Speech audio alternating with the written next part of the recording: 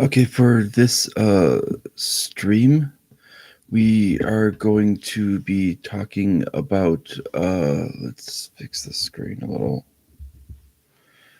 Yeah, we're going to be talking about Trump's foreign policy compared to uh,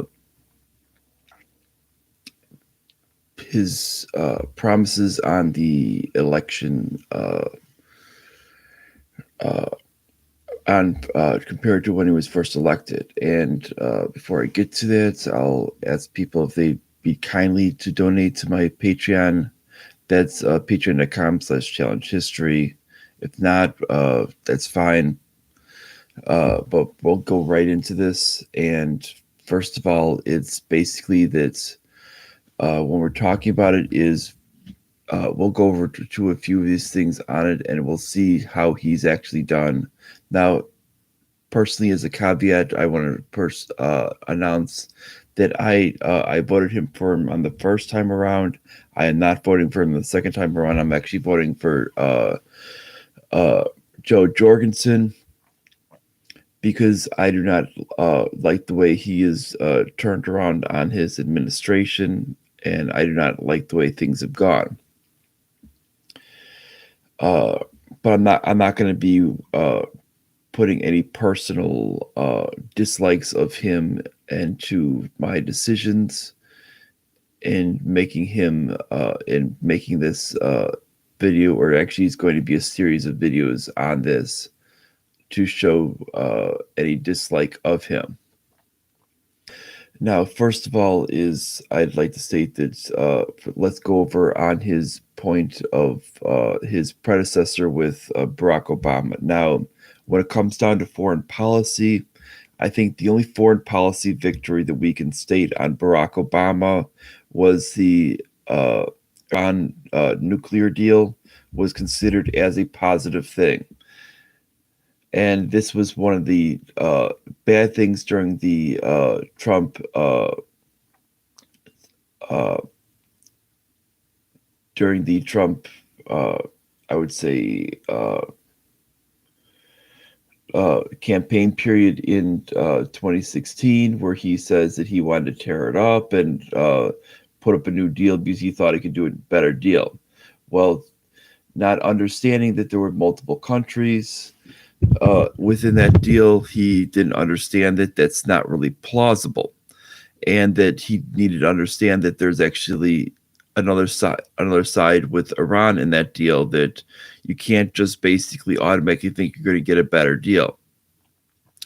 And lo and behold, with it, virtually 4 years later, we do not have a better deal with that. That should be automatically right away with what we understand with this, is that we do not have a better. There's not only a better deal, not only no deal at all, but frankly, it's caused a lot of controversy between our uh, other European nations, and Iran themselves, that is completely and wholly unnecessary.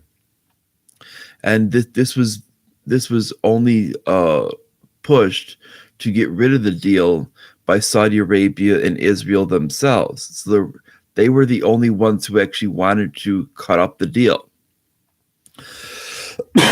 And if you look in the Middle East, when we actually look at who actually are the other countries who have nuclear weapons, it's Saudi Arabia and Israel. So it's not exactly like we're talking about uh, countries that are actually reliable, that are talking about them themselves getting rid of the nuclear weapons, because they're not willing to actually part with theirs either. Even though Iran themselves does not actually have a nuclear weapon. We've had Israel's leader, Benjamin Netanyahu, who's been singing this tune like Iran's going to get a nuclear weapon for 30 plus years. And he's been stating this thing all along with it. Oh, Iran's going to get a nuclear weapon, and he's been saying that they're like 6 months away, and he's been saying this thing for 30 years, and they have yet to get a nuclear weapon. Uh, we have Saudi Arabia because the Shia, the Sunni Shia rivalry that that there's basically that they did not want them to get a nuclear weapon to create or nuclear capabilities, which is basically being even nuclear power to basically create a offset. Now, this is something that should be understood because when we're dealing with this is something that they could have actually offset with and created some type of standoff.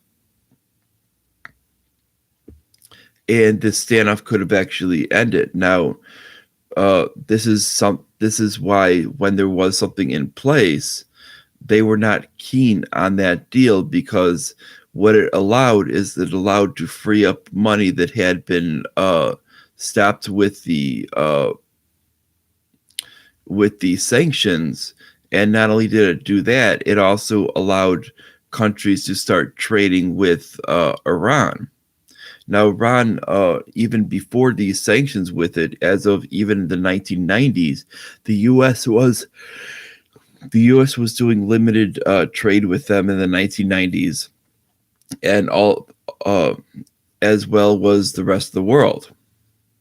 I mean, the rest of the world was doing quite a bit of trade with them, so they were not exact, and they weren't viewed as a threat with it. So this is only recently that we've actually labeled them as some type of country, and with them, with what we've done with it, there's a very, very limited shot that we can actually get a deal with it. Not only with that, because we've actually killed one of their top generals. Now, what was this top general involved in? This top general was involved in going after the Taliban in Afghanistan and going after Al Qaeda and Al Nusra and ISIS. Now, frankly, if we're against that, I mean, we should be basically every involvement that we've had in the Middle East over the last 20 years has been a complete fraud. And we might as well basically completely give up, as well as he was actually going his army was actually going after Saddam Hussein as well in the second Iraq war. And so basically so if we're going to say that with it, we might as well basically send all of our Middle East troops home and Middle East and Central Asian troops home, and basically declare that we are officially getting out of there. And because if we're going to do that, we've essentially need to declare that what we were doing was wrong. Going after these terrorist groups was essentially wrong, because if we're going to side with them, we might as well just basically do that right now. Because by doing that, we've essentially sided with these terrorist groups. And this is where, when we're talking about Trump's foreign policy, we can see how schizophrenic it is. We can see that basically, if he wants to show that at least out there with it now, that he can show at least out there with it that's it can be somewhat positive. Now, if he's saying the Iraq War was a mistake to get because it's basically toppling a dictator and getting terrorism, well, the fact is you killed someone who basically was trying to limit the damage that was being caused. That was what that general was doing, that you just killed. And by doing that, and he's essentially been the one person that's actually kind of kept the glue together of the whole Middle East. And what he did by killing the general is he essentially eliminated any glue that's possibly left. and creates more tension between us and Iran. That's wholly unnecessary. And there's that. There's we can go over another point, which is keeping sanctions through a pandemic. You every president that we've had before, with it, regardless of what ideology that they've had, even other neocons, to other progressives, to all walks in between, that we've actually had to where they do not support keeping on sanctions during some type of pandemic, because it is essentially, from a humanitarian standpoint, it's considered wrong. Now, what we did with it, we were basically keeping sanctions on during the whole period, which basically forbid the sale of medical supplies. And we would not allow this to happen with it. So unless someone was willing to give up medical supplies for free into Iran with it, and almost sneak them into Iran, they could, they were not allowed to get in there. And that was basically what was occurring with it. Now, even other presidents, even as recent as George W. Bush, when there were during times of pandemic, he would actually lift sanctions for that actual purpose of medical supplies. Even though he actually had things of torture and even bombing hospitals, just as well as we do today, he would actually he would at least draw the line at the ability to keep on sanctions during a pandemic, because there are still certain lines that you just can't cross. And even though I do not support George W. Bush in any certain way with it, you still need to have some type of levels of some type of common decency. And that's we're not seeing. Now, when we see the fact of what we're seeing in other types of foreign policy with him, is when it comes over to China. Now, let's look at China when it comes down to the actual thing. Now, first of all, is he's removing any treaties with Hong Kong. Now, Hong Kong is actually a capitalist section, which is actually a capitalist city. He's actually has reverted to attacking Hong Kong. Now, Hong Kong, when it comes down to the actual the actual gauging of liberty by country, Hong Kong, in their overall liberty, actually ranks above the United States. Most people don't realize this. They actually rank above us. And that should be considered. Most people in the United States, if we want to consider ourselves the greatest nation, they should consider. We should be considered that problematic if we have other countries around the world that are actually better than we are. And I'm not talking, and this is not coming from these institutes from outside the country. This comes from the Mercatus Institute. This is this is a liberty think tank. So they're looking for the best thing in liberty. That's at George Mason University. That's right there in D.C. And they're gauging what we have in this country overall in laws and regulations, and comparing it to the laws and regulations in other countries. So they're not anti-American. They're basically judging it based on what we have here. Now, when we have here, when we're talking about regulations for what we have in comparison with it is he's done that. He's also done in relations with it is he's really kind of created a lot of unnecessary tension. And then all of a sudden, then he'll like basically brown nose their leader. Well, the fact is, with Xi, he'll brown nose Xi. Then all of a sudden, he'll do this with it. He doesn't have any type of consistent negotiation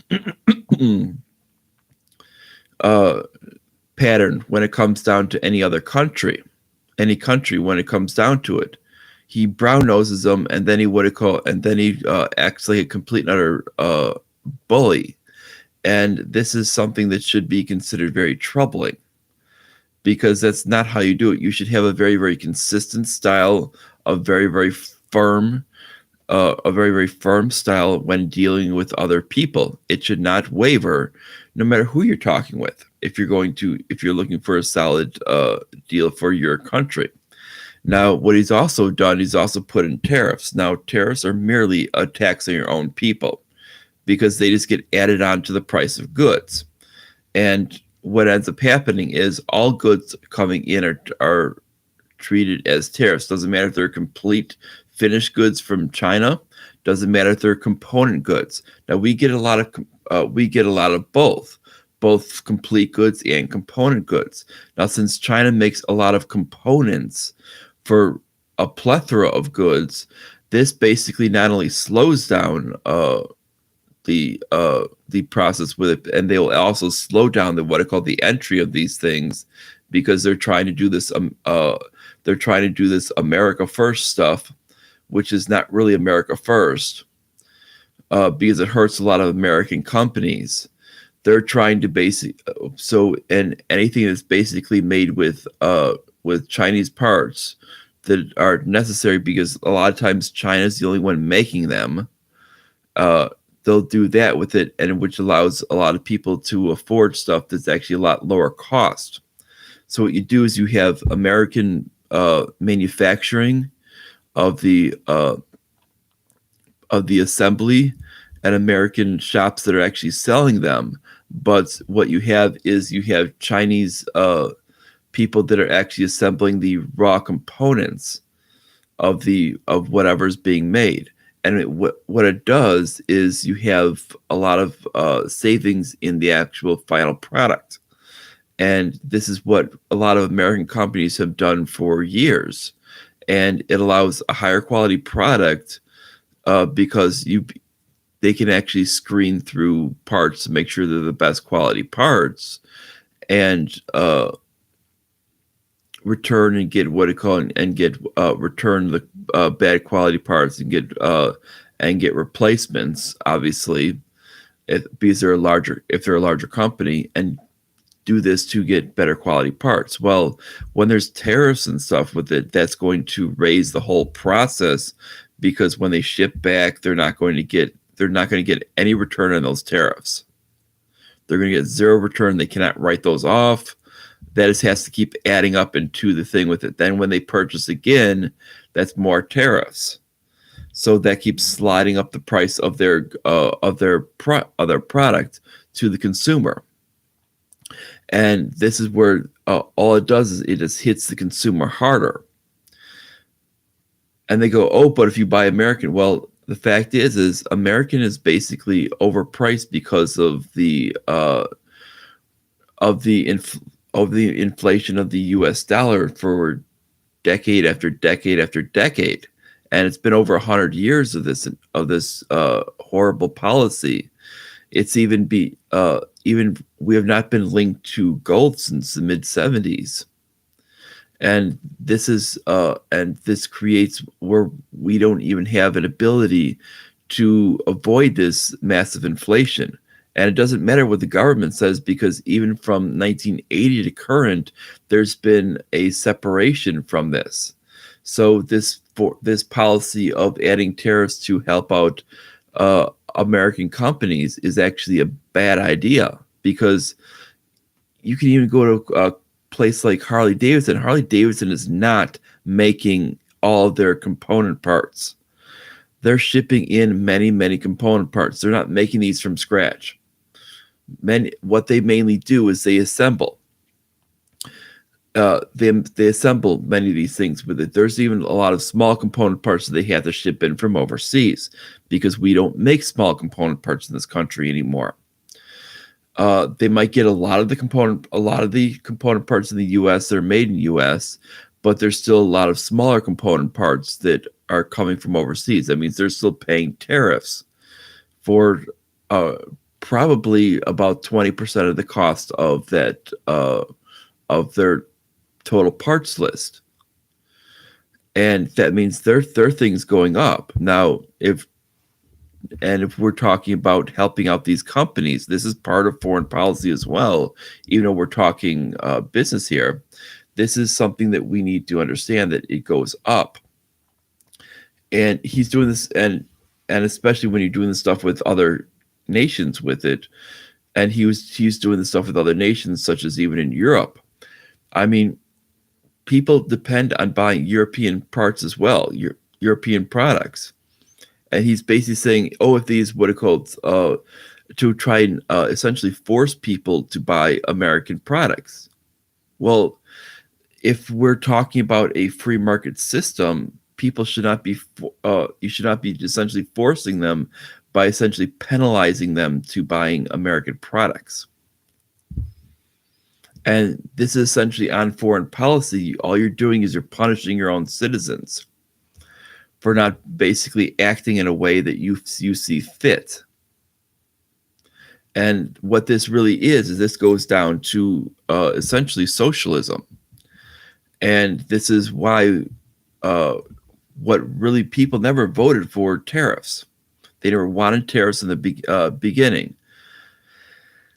And the fact is, when we see that, we'll see the fact is that tariffs were never a point that people voted for.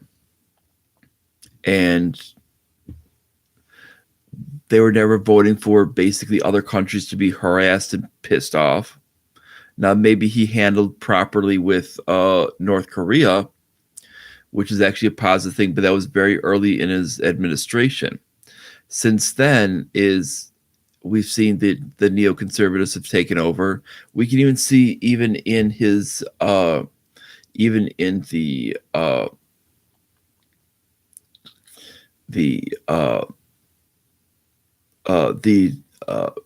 the convention that we have Nikki Haley, who is a hardcore neoconservative, who's talking positive of his foreign policy. I mean, she was kicked out because she was kicked out as the UN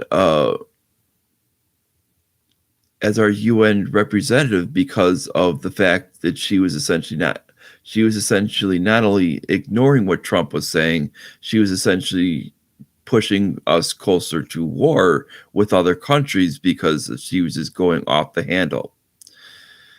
And yet we see Trump essentially her saying that she supports Trump on this stuff. That means that Trump is getting dangerously close to war. And that should be a very, very problematic thing that we should view. Now, I'm probably going to end it here with it. Hopefully, if I can get over to this and see what I can bust out today with the different videos. And I'll see what I can do today with these. But that's about it on this one. And see you guys until the next one. Bye, everyone.